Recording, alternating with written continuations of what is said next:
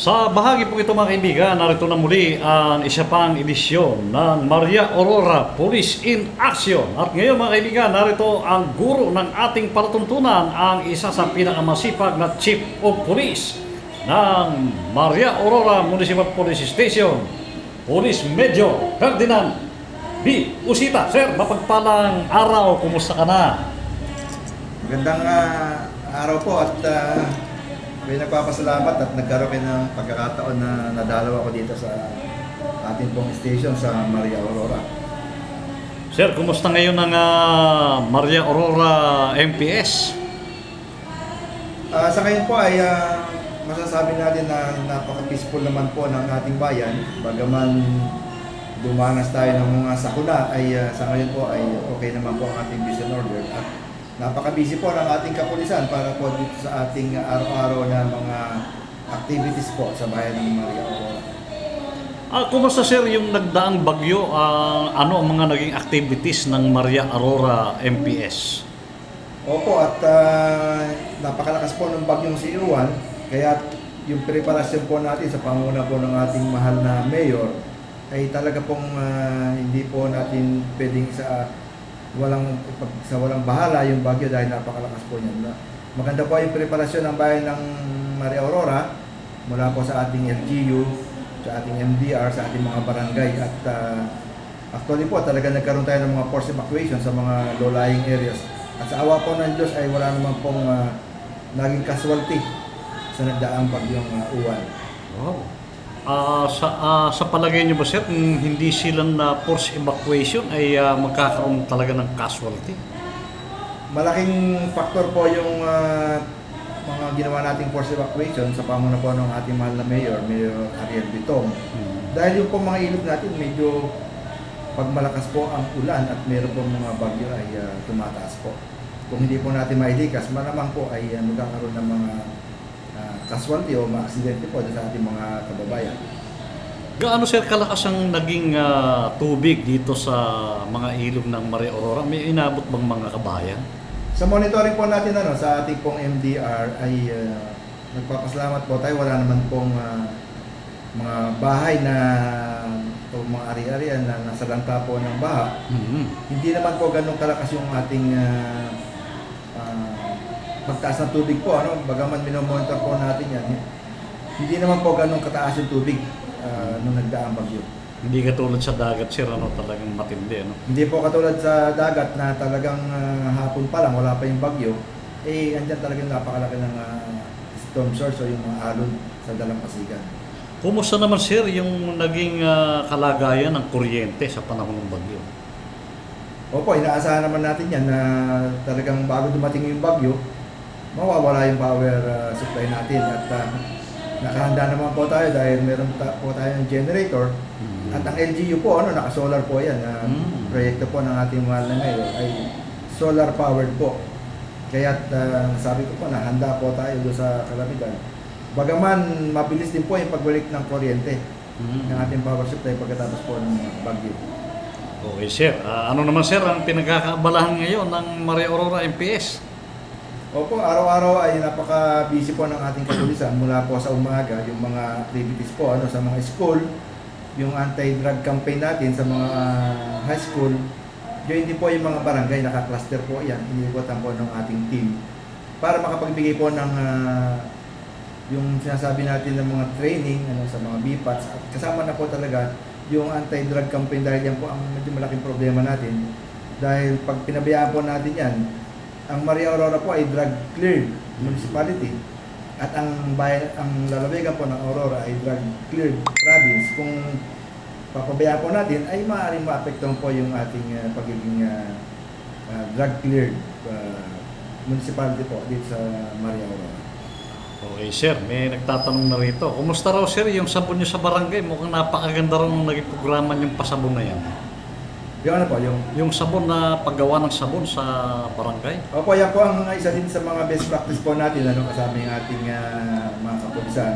Nagtuturo po ng livelihood program paggagawa ng sabon at yan po ay halos ang mga barangay po dito na iikot na po at hopefully ay ito po yung makatulong din doon sa ating mga kabarangay, mga kababayan na pag-umpisahan po ng livelihood program. Okay sir, may tanong sir tayo natanggap dito, no? Yung daw inyong mga kapulisan ay talagang mandatory ng PNP sa moral recovery program. Lahat ba sir, pati officer kasali doon sa moral recovery program? Opo, tama po yan. Yung pong programa po ng ating PNP, yung SWIM, o yung Squad Weekly Interaction Meeting. Ano po? Yan po ay may squadding po yung ating kapulisan. Kasama po ako. Kasama yung ating mga opisyal po ng PNP, mga officer. Meron po tayong pastor na nagkakandak po ng moral recovery program. At once a week po yan. At nakaschedule po kami every Monday. Pagkatapos po ng flag racing, hindi po tayo pumapalya dahil yan po ay napakalaga para po yung pong mababantayan, ano po, yung ating mga kapulisan, iwas po sa mga masasamang gawain. At ako po ay may pagmamalaki doon sa bayan po ng Maria Aurora, sa Maria Police Station. Ay wala po masamang record po ang ating kapulisan. Dahil yan po ay nababantayan natin at meron po tayong paggabay po yung galing sa taas. Dahil nga po dito sa moral recovery program na weekly po natin sinasagawa. Okay sir, balita nga sir namin, meron pa raw kayong pastor na pulis. Tama ba sir? Tama po yan. At bukod po doon sa pastora na nagkakandak po sa amin ng swim every Monday, meron pa po kami sinisingit na programa every morning. Meron po kami pulis na pastor. Actually, si Pastor Mer, dati ko na pong kasama yan. Lahat ng station po na pinanggalingan ko, sinasama ko siya. Dahil nakita ko po na napakalaking bagay po yan na meron po tayong gabay po, sa ating mga day-to-day activities. Meron po nagdadasal sa atin, nag-share po ng Word of God, at sa gayon po ay nalilis po ang ating kapulisan sa masasamang gawain. Wow, di sa pamamagitan mo pala sir, ay kahit saan ka mapunta, kasama mo yung pastor na pulis para lang patuloy na tumulong sa guidance ng pananampalataya ng ating mga pulis. Tama ba sir? Tama po yan. At sabi nga po, tinyente pa lang ako ngayon, medyo na po kasama po yan. At nakalimang bayan na kami nainikot, kasama ko po siya. At ako po ay nagpapatunay mismo na iba po talaga yung merong divine guidance po ang ating kapulisan. May Word of God, dahil talaga pong sinishare po niya yung Bible. At yun po ay nagiging foundation natin para po maging mataas ang moral ng ating kapulisan at malayo po sa masasamang gawain. Wow, congrats sir, congrats sir. Okay sir, ang katanungan naman ngayon ay kumusta naman daw sir? Meron pa bang mga pasaway ng mga nahuhuli ngayon sa Maria Aurora, illegal o anong kaso? Yung pong hindi naman actually pasaway pero mahigpit po kami sa pagtitiket, yung mga minor driver po natin, mga nagmamaneho po ng lasing o nakainom. Sa gayon may iwasan po yung mga aksidente. Itong nakaraang linggo po nakapag-isip po kami ng citation ticket na 30. Ano po yung mga no helmet. Bagaman lagi ko po pinapaalala sa ating mga kababayan, huwag po kayo magtatampo dahil ito po ay para din po sa kaligtasan nila. Pag wala pong helmet at na-aksidente, hindi naman po natin na tawag dalangin na may mangyaring ganon, magiging safety po dahil naka-helmet po sila. At yung mga minor drivers po ay tinitiketan din natin. Sa gayon ay may iwasan po dahil sila po yung mga na-involved sa mga vehicular accident po. Paano daw sir kung halimbawa minor na, walang helmet, yung motor niya ay pasurehistro, walang plaka, ano sir ang kahihinatnan ng motor at ng tao? Sa ganyan po, ang una po ay pag minor, pinapatawag po yung magulang, tinakausap. At alam naman po natin, pag lahat po ng papel mula sa papel ng sasakyan, walang lisensya, may taturnover po natin sa LTO. Pero binibigyan po natin ng pagkakataon dahil yan po ang programa din ng ating mahal na mayor, makatulong sa mga kababayan. Winawarningan po natin, titiketan, wawarningan. At sa susunod po na paglabag, talagang wala pong mga papel, ay ini-impound po natin yung kanilang sasakyan at binibigyan ng pagkakataon na ma-renew po yung papel. Sir, may tanong tayong tinanggap dito. Paano naman daw yung sa maingay ng tambutso, sir? Itong nakaraan buwan po, meron pong hearing ang ating LGU, yung pong ating Municipal Council, at pinatawag po tayo dyan para po sa maingay ng tambutso. So dahil meron pong ordinansa, yan po ay, dati na po, pero yan po ay binalikan po nila para po yung mga penalty ay maisaayos dahil yun po talaga medyo problema po yan sa gabi yung naiingay na tambotso. Bagaman binabantayan po natin, mahalaga din po na merong ordinansa. At yan po ay binabantayan natin at para matiketan. Ano po yung mga tambotso maiingay na gumagala po tuwing gabi. Okay, sir. Sir, tungkol naman dahil sa droga, may mga nahuli ba kayo sa droga ngayon? Meron po tayong mga proyekto, no? Pero simula pag-upo ko dito bilang Chief of Police ay yan po ang una nating programa. At isa po tayo sa napakaraming nahuli sa buong Aurora, ano? Sa lahat po ng station, bagaman lahat po ay yan po ang priority. Ano? Yan din po ay priority ng ating mahal na mayor dahil sabi ko nga, drug cleared po ang ating bayan. Wow. Mini-maintain po natin yan na at least isang buwan, meron po tayong mahuli. At meron po tayong mga naka-ready po mga programa ulit. Bagaman hindi ko pa maisabi po yung mga detalye, ay tuloy-tuloy po yung ating anti-drug campaign. Okay, sir.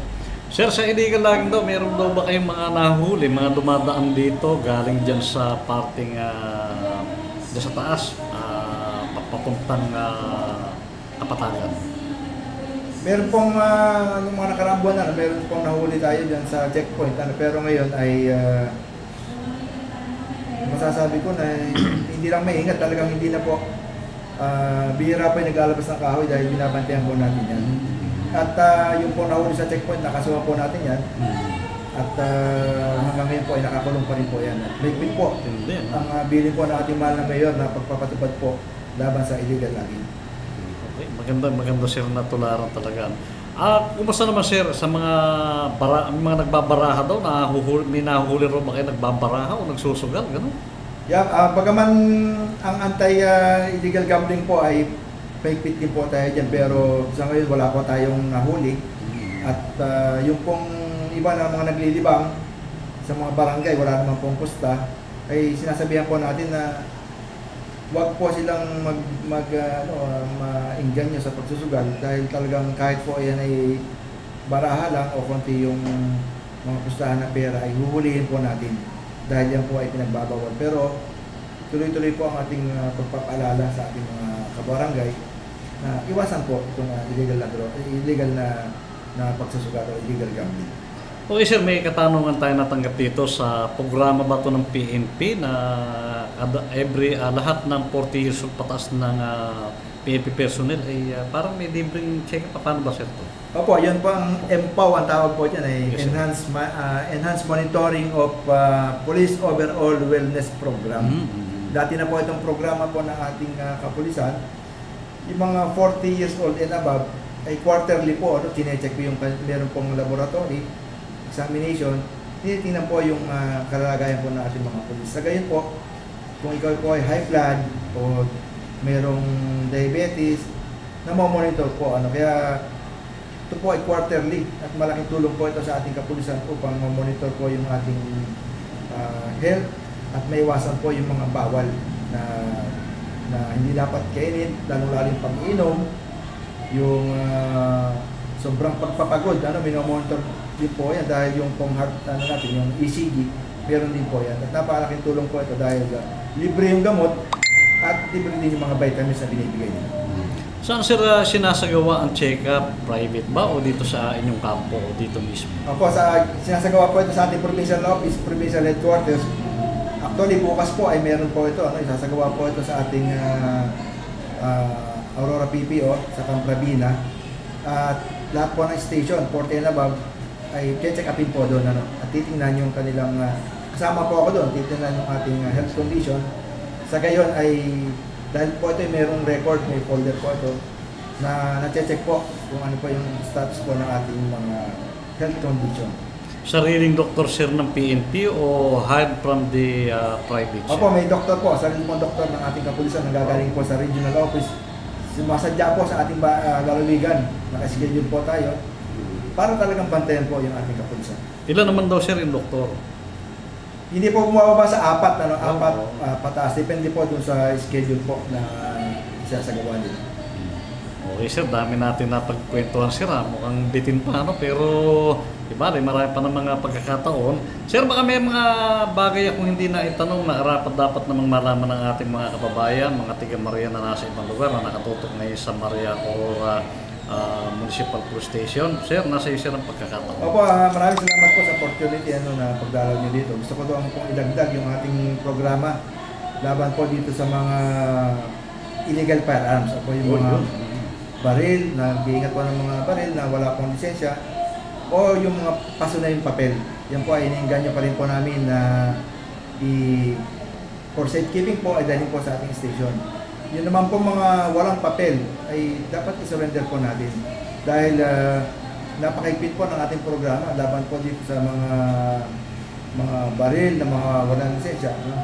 Kaya po yung upland cutoff na programa natin, revitalized cutoff, ay ito po ay malaking tulong para po maiwasan po yung mga krimen na ginagamitan po ng firearm. Oh sir, may tanong tayo natanggap dito. Ano daw sir ang kahinat na nung magsusurrender ng baril? May special treatment daw ba na gagawin ng PNP? Yung pong, kasi yung pong mga nag-turnover sa atin ng mga, ang papel ng baril ay paso na. For safekeeping, tinutulungan po natin yung pong mga requirement para po makapag-renew sila ng papel.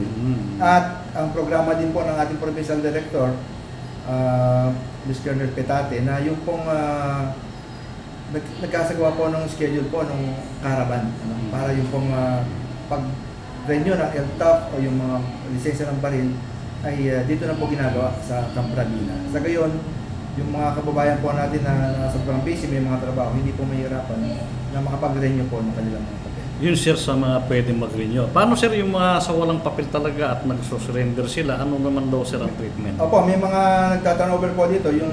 Meron po tayong shotgun, improvised shotgun na tinurnover po ng isang barangay official na actually natagpuan po ito doon sa isang lugar, tinurnover po sa atin.